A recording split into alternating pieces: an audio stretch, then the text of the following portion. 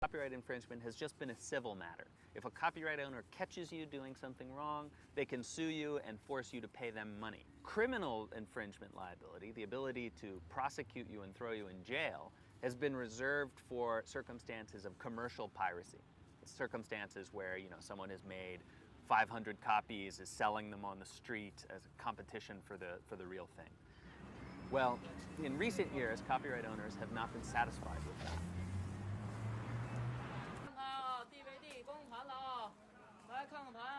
They have wanted to reach out and have criminal recourse against people who are engaged in non-commercial activities.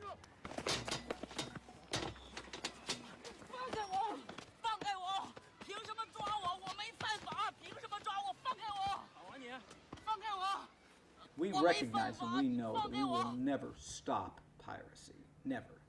We just have to try to make it as difficult and as tedious as possible, and we have to let people know there are consequences if they're caught. What they've sought to do is sue a few people, punish them severely enough that they can essentially intimidate a large number of other people. It's really as though they decided to intimidate the village, they would just chop off the heads of a few villagers, mount those heads on pikes as a warning to everyone else. The fact that the DVD writer is the new weapon of mass destruction in the world is primarily for the fact that a $50 billion film can be reproduced at the cost of, let's see, 10 or 15 cents. There is a fantastic quote by Mark Getty, who is the owner of Getty Images, which is a huge corporate image database, and he's one of the largest intellectual proprietors in the world. He once said, intellectual property is the oil of the 21st century. It's a fantastic quote. You can condense it to one word, that is war. He declared war with that, saying, we will fight for this stuff, these completely hallucinatory rights to images, ideas, texts, thoughts, inventions, just as we're fighting now for access to natural resources. He declared war. Strange kind of war. I would take it serious, but it's ridiculous and serious at the same time. This is not the first war that has been fought over the production, reproduction, and distribution of information. People like to see the contemporary and the digital era as some kind of a unique break. And I think the important point to make here is not to see it as a unique break, but really to see it as a moment which accelerates things that have already happened in the past. Before the arrival of the printing press in Europe in the 1500s, information was highly scarce and relatively easy to control. For thousands of years, the scribal culture really handpicked the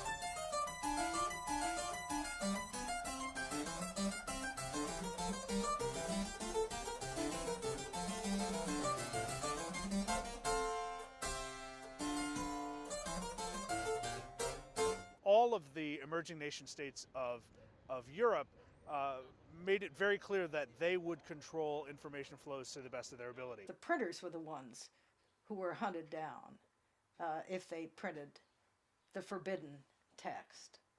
So more than we think of persecuting the authors, but it was really the printers who suffered most. As print technology developed in Europe and America, its pivotal social role became clear. Printing becomes associated with rebellion and emancipation. There's the governor of Virginia, Governor Berkeley, who wrote to his overseers in England in the 17th century saying, thank God we have no printing in Virginia, and we shall never have it as long as I'm governor. This was a reaction to the English Civil War and the pamphlet wars, and they were called paper bullets in that period. The basic idea of censorship in 18th century France is the concept of privilege or private law.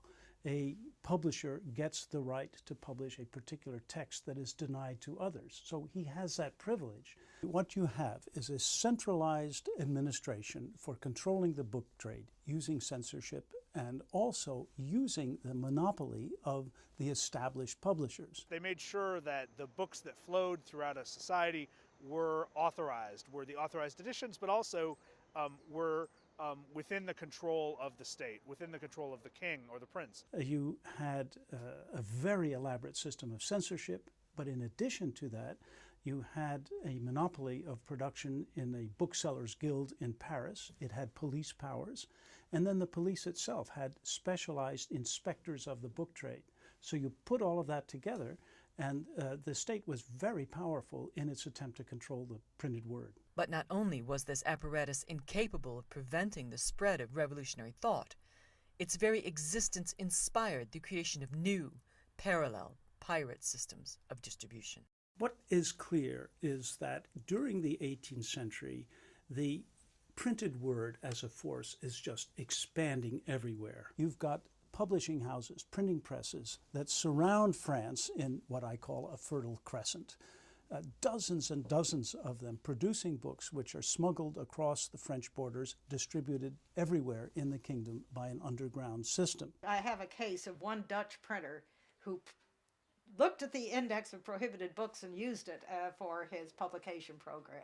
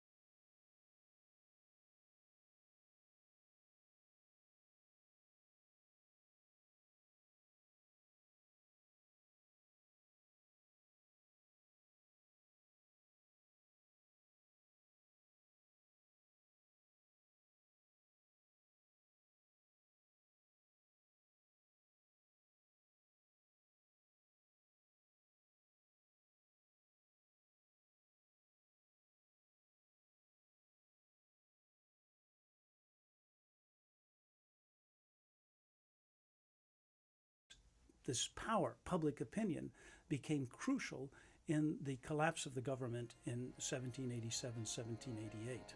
In Paris, the Bastille had been a prison for pirates. But in the years before the Revolution, the authorities gave up trying to imprison pirates. The flow of ideas and information was too strong to be stemmed.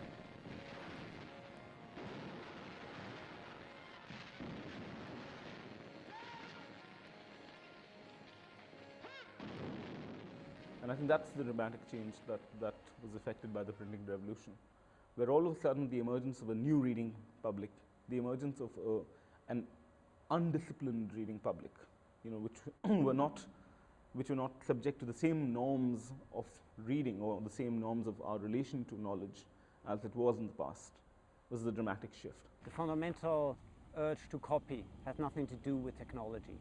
It's about how culture is created. But technology, of course, changes what we can copy, how quickly we can copy, and how we can share it. What happens when a copying mechanism is invented? And you can take the printing press or you can take BitTorrent. It shapes people's habits. It gives people completely new ideas how they could work together, how they could share, what they could relate to, what their lives could be. There's no way that an absolutist political system can totally suppress the spread of information.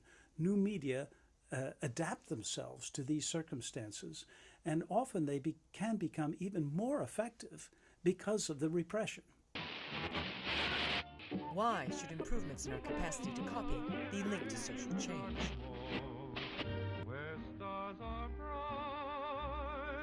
Because communicating, so fundamental to what we do in the world, is itself an act of copying.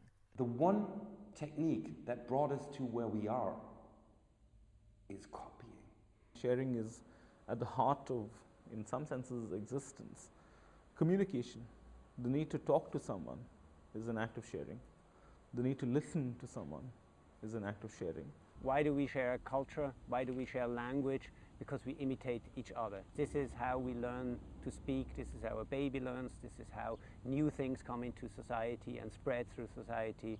Basically, what keeps us together is that we copy from each other. When the spoken word was our only means of communication, we traveled far and wide to deliver it to others. Later, as we began to communicate in written form, armies of scribes multiplied our ideas. Our urge to communicate is so strong that we have always pushed the tools available to us to the limit, then gone beyond them, creating new technologies that reproduce our ideas on previously unimaginable scales.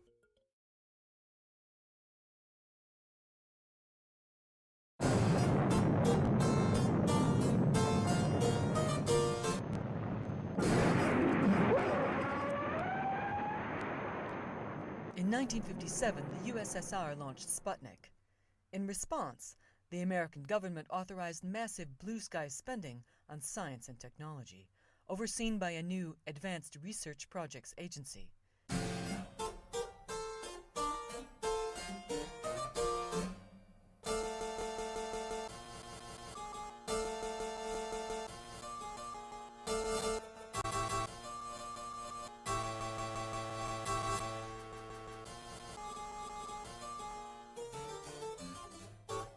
It was ARPA, developing the ideas of visionary computer scientist Joseph Licklider, that came up with the concept of networking computers. It's been hard to share information for years. The printing press, of course, was the great step into sharing information, and we have been needing for a long time some better way to distribute information than to carry it about. The print on paper form is embarrassing because in order to distribute it, you've got to move the paper around, and lots of paper gets to be bulky and heavy and expensive to move about. The ARPANET was designed to allow scientists to share computer resources in order to improve innovation. To make this vision work, ARPANET had to allow each machine on the network to reproduce and relay the information sent by any other. A network in which peers shared resources equally was part of a massive shift from the corporate and commercial communication systems of the past, in which messages radiated from a central point or down through a hierarchy. There was no center, and no machine was more important than another. Anyone could join the network, provided they agreed to abide by the rules or protocols on which it operated. Ever since really the 60s onwards, packet switched networks are the predominant style of communications used today. Increasingly so in both voice and data. The Western world was transforming itself from the rigid production systems of Fordism to fluid work, lean production, and just-in-time delivery. It's a wonderful age on a beautiful stage demonstrated for you, been created for you. It's just a part of the thrilling start of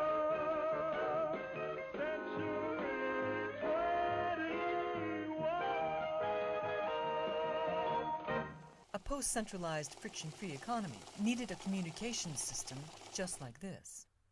We didn't build in the 1970s networks of hierarchs. The computers that existed in the world were all multi-million-dollar machines, and they basically interrelated to one another in very equal ways. One of the really important characteristics of the internet is that it's extremely decentralized, and that the services on the internet are invented and operated by other network users. The network is built so that there's nobody in charge, that everybody has control over their own communications. In relying on the internet, society was bringing into its very center a machine whose primary function was the reproduction and distribution of information. It's an inherent function of the networks that we use today, that this data is stored and copied, stored and copied. Normally transient, normally very fast, in milliseconds, microseconds. Specialized pieces of equipment such as switches, routers, hubs, etc. do this all in the blink of an eye. But it's the way networks work. What ARPA's engineers had produced was the blueprint for a massive copying machine without master, which would grow at a fantastic rate into today's internet. So this entire area is bristling with information transfer of one type or another. For instance, the local council, Tower Hamlets and Hackney, we're sort of on the border here, have some of the surveillance traffic and security cameras linked via wireless networks themselves. The spectrum environment is getting very dirty or noisy. Every single packet that flies through the multitude of wireless networks and through the internet is listened for, stored in memory, and retransmitted, i.e.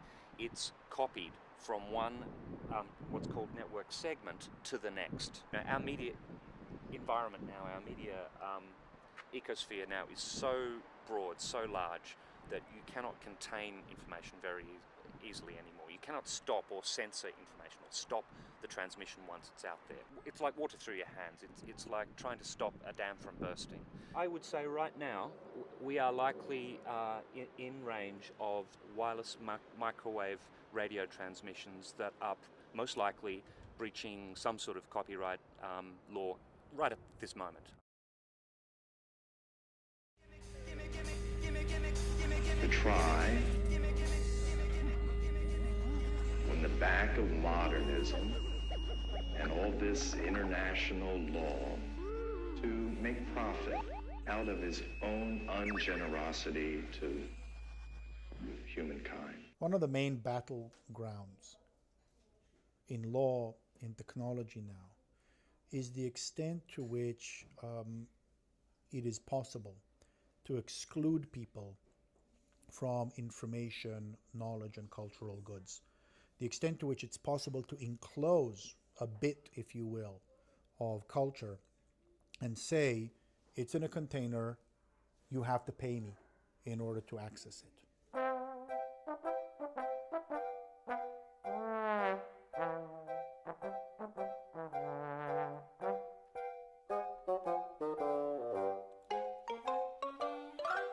You can make something property if you can build a fence for it. You can enclose something if you can build a wall around it. In the American West, the rangeland was free and all could graze it because it was too expensive to fence it. Barbed wire changed that and you could turn it into property. Culture came in these boxes. Control came naturally as part of the process of the existence of the medium itself. There's a thing, a book, a record, a film, that you can hold on to and not give somebody else, or you can give it to them. And the whole payment system was built around, do I give you this unit of information or don't I give it to you? And that was how the whole model of copyright was built from the book on up.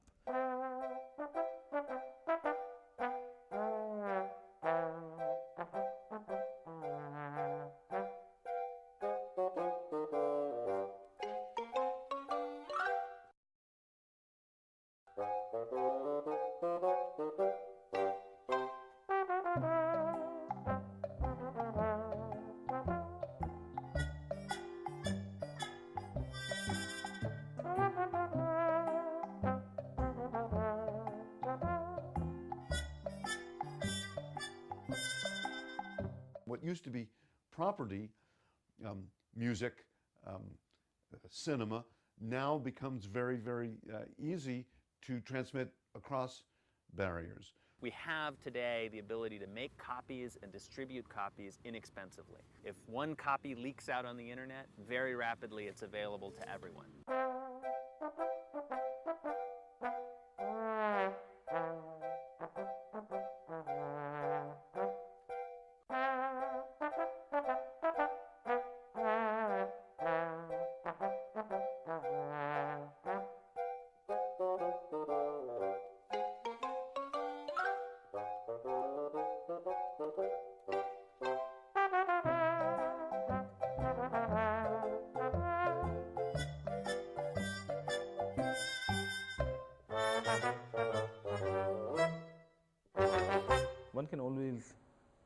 try to create artificial boundaries, technological boundaries, which prevent us from sharing files, prevent us from sharing music, etc. But how do you create a wall or a boundary against the very basic desire of sharing? I think the war on piracy is failing for social reasons. People like to communicate. People like to share things. People like to transform things, and technology makes it so easy that there's no way of stopping it. The new generation is just copying stuff out of the internet. It's the way they were brought up. They started with Napster or whatever. Music is free to them. They don't consider music being something you pay for. They pay for clothes, they pay for stuff they can touch. Intellectual property is, what the fuck is that? I've never bought a piece of music in my life. We don't think it's illegal because everyone's doing it. We can't really be blamed for just downloading something that's already on the internet. People think it's legal because it's like copying like without the copyright or something. If it's a crime, why put it on there? So whether you're using a sort of long lost peer-to-peer system like the original Napster, or you're using Nutella, or you're using BitTorrent, the principle here is that you are actually engaging in internet communication as it was originally designed.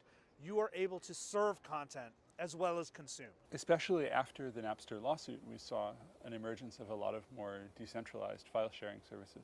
Computer programs that people could run on their own computers that would make them part of the network without having any one place where there's a master list or a master coordination. What this means is that, in fighting file sharing, the entertainment industry is fighting the fundamental structure of the internet. Short of redesigning and re-engineering either the internet or the devices we use to interact with the internet, there's nothing that Hollywood or Washington or Brussels or Geneva can do anything about. They shattered Napster into millions of little pieces spread across computers all around the globe.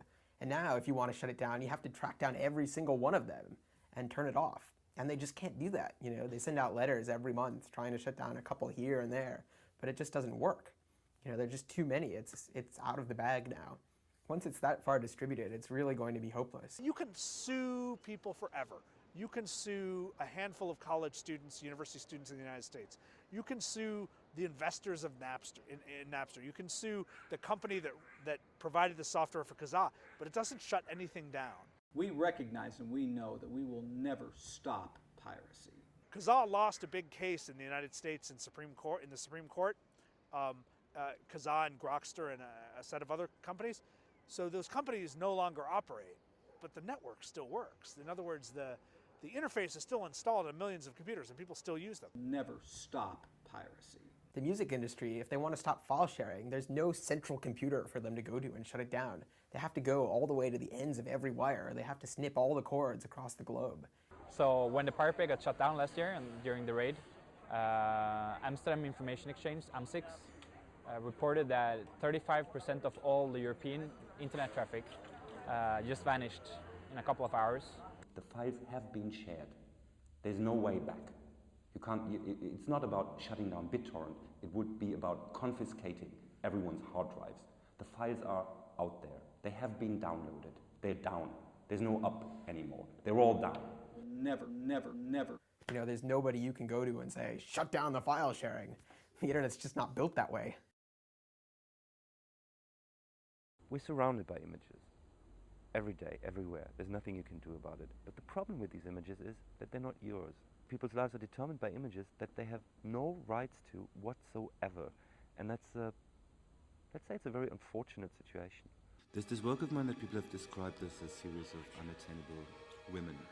In fact, it's a series of unattainable images.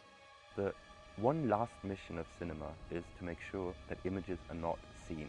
That's why we have DRM, copy protection, rights management, region coding, all that stuff. But if an image is seen, then it tells you one thing. It's not your image, it's their image. It's none of your business. Don't copy it, don't modify it, just forget about it. You can't just say, hey, it's just the movies. It is reality. It's a very specific reality of properties. Radio, television, newspapers, film. At the heart of all of them, there is a very clear distinction between the producer and the consumer. And the idea was a very, very static one, that here is a technology that allows me to communicate to you, but it's not really a conversation that one has in mind. It used to be if you had a radio station or television station or a printing press, you could broadcast your views to a very large number of people at quite a bit of expense, and a fairly small percentage of the population was able to do that. The materials were produced by some set of professional commercial producers who then controlled the experience and located individuals at the passive receiving end of the cultural conversation. I'm John Wayne. We believe in many things, but I'm John Wayne. If you wanted to change the way the television broadcast network works, good luck. You're going to have to get the majority of the shareholders to agree with you, or you're going to have to replace some very expensive equipment. In the world of that universe where you needed to get distribution, there were gatekeepers that stood in your way. I know that there's gatekeepers out there at every level, by the way. Certainly production, funding, exhibition, they can get fucked as far as I'm concerned. You would need to satisfy the lawyer for the network or the lawyer for the television station or radio station that what you've done is legal and cleared, and permissions have been obtained, and probably insurance has been obtained before you could get into the channels of mass media communication. The number of people who could actively speak was relatively small, and they were organized around one of the only two models we had in the industrial period to collect enough physical capital necessary to communicate, either the state or the market, usually based on advertising. This is the question that faces us today.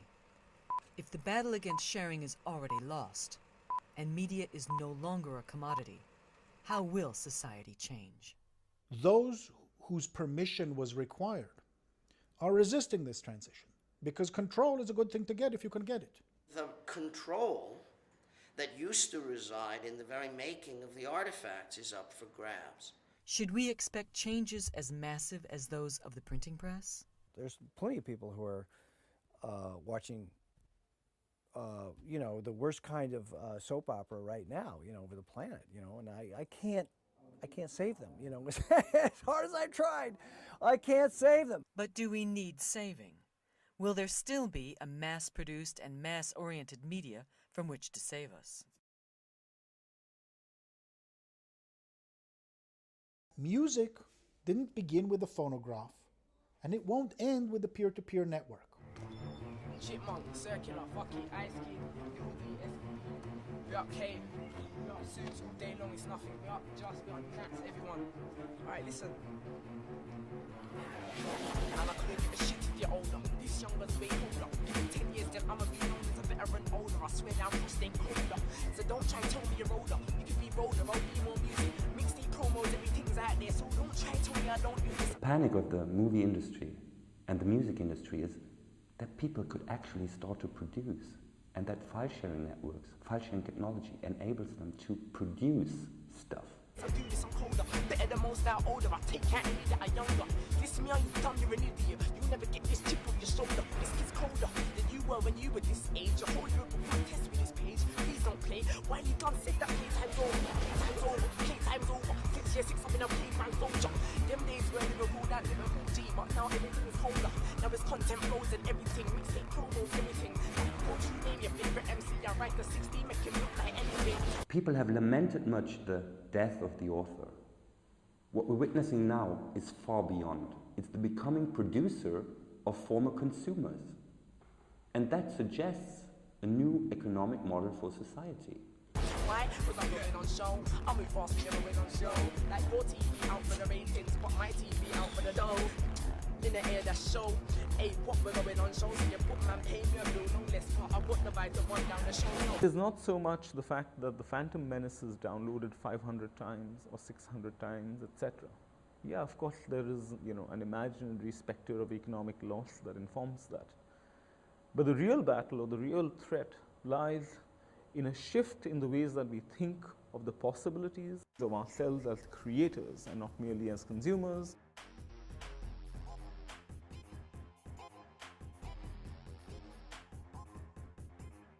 it's like a whole network.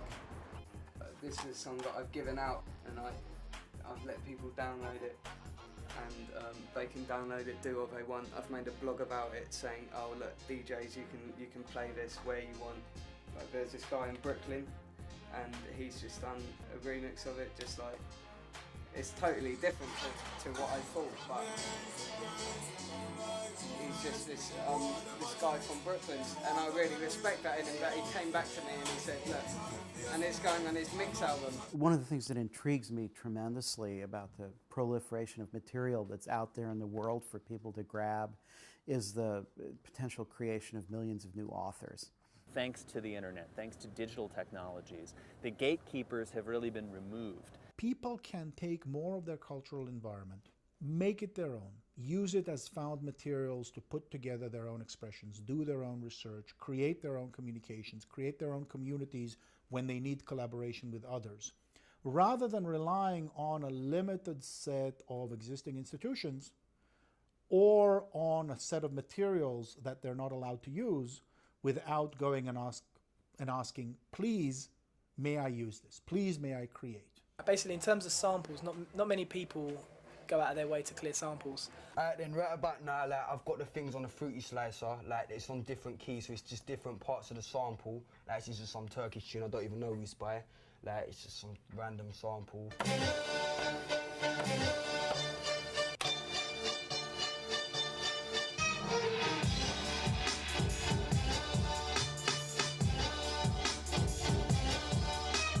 I make mainly instrumentals, so really I've made a tool for them to sort of MC to anyway. It's good that people are ruthless enough to use another person's tune and record themselves like spitting bars over it. Look, I'm taking over now, been in the game since 2-3 October now. I'm fucking it up, listen to over now. I'm setting the pace, how you gonna slow me down? Look, it's over, clown, I got the skippiest flows in town.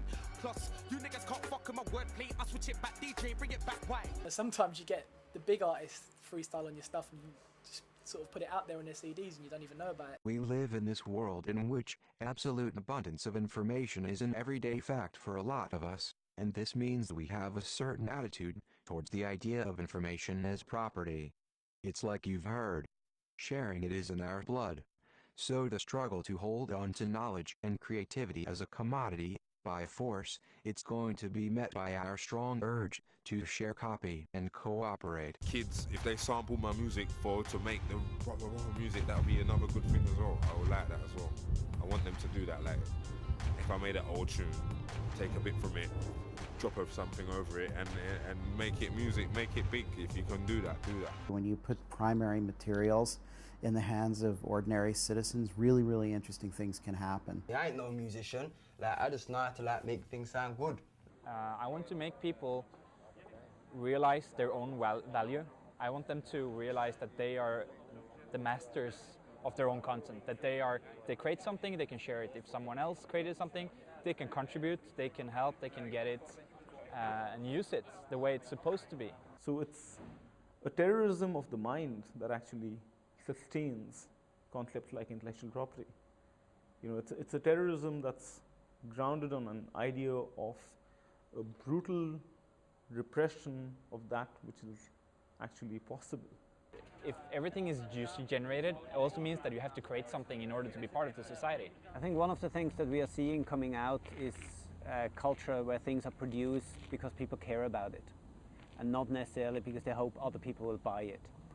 So what we will see is things made by the people for themselves. I don't think I know a person who just listens to it and doesn't try and get involved in some way by producing or something. You know, all of these things that are taking the copyright industry totally by surprise, and they're scrambling with and not able to deal with, you know, for the next generation. It's just part of the media landscape.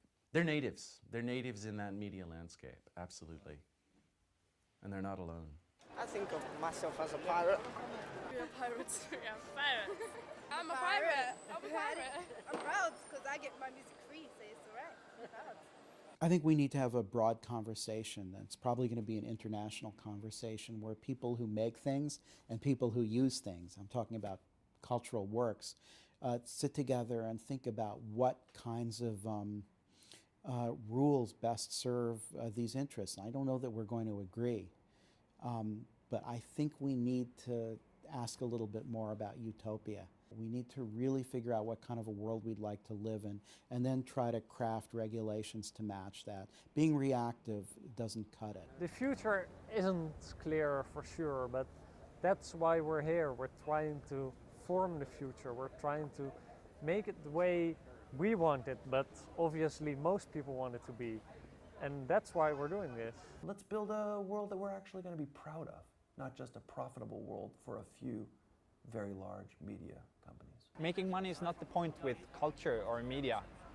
Making something is the point with media. And I don't think that people will stop making music, stop making movies, stop taking cool photographs, whatever. Although it's difficult to believe it now, we can do without the entertainment industries. We'll find new ways to get the stuff we want made.